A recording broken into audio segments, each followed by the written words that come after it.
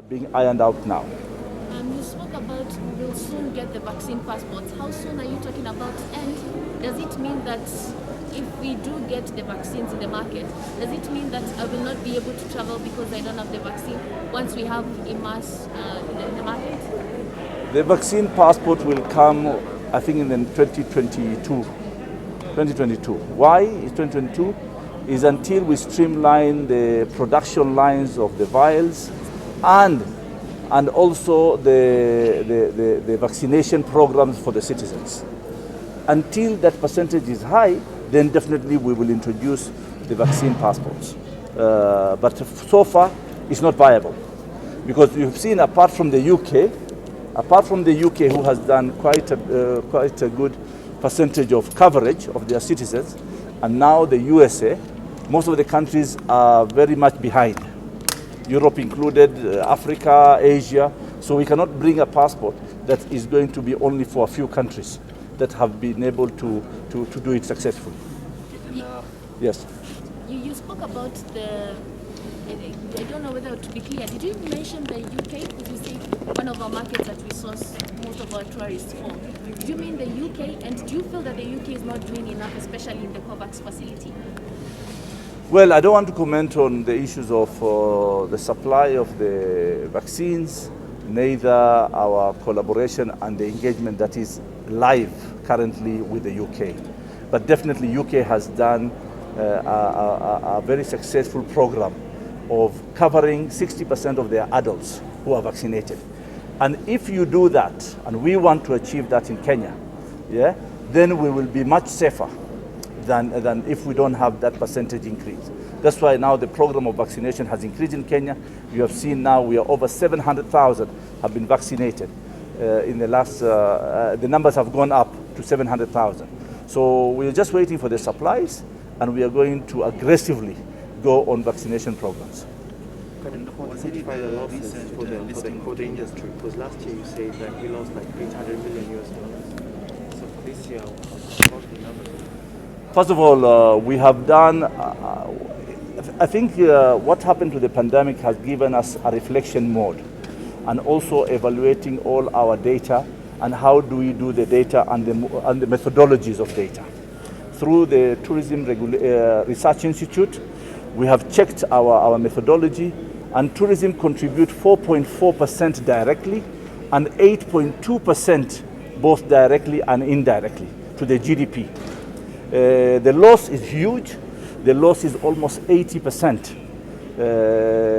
to the sector, because currently we are only working on domestic tourism, and also very few people come from overseas for tourism. So the loss is about 80%.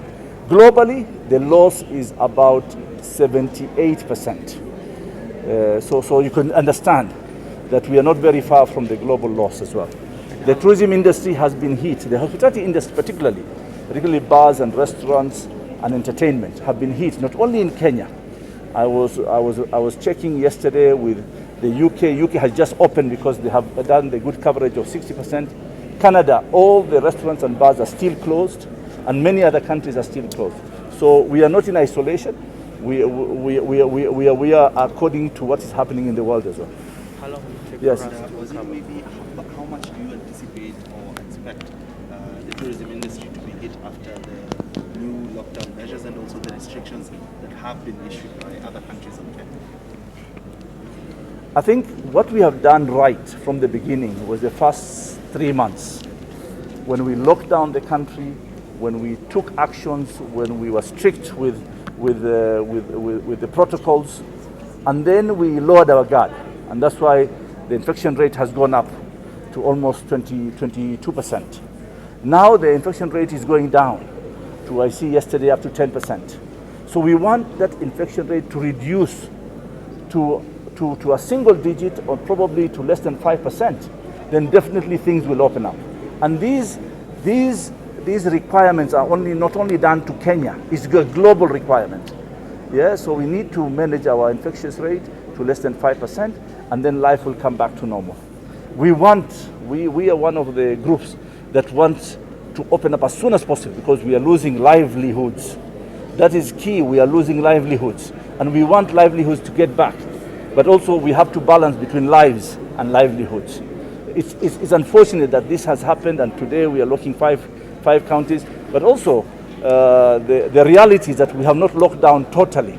We have allowed the 5 counties to work together. The only people who are suffering most are the restaurants and bars, and that is why we are here today to give them a priority. And the effects are the restrictions from other countries.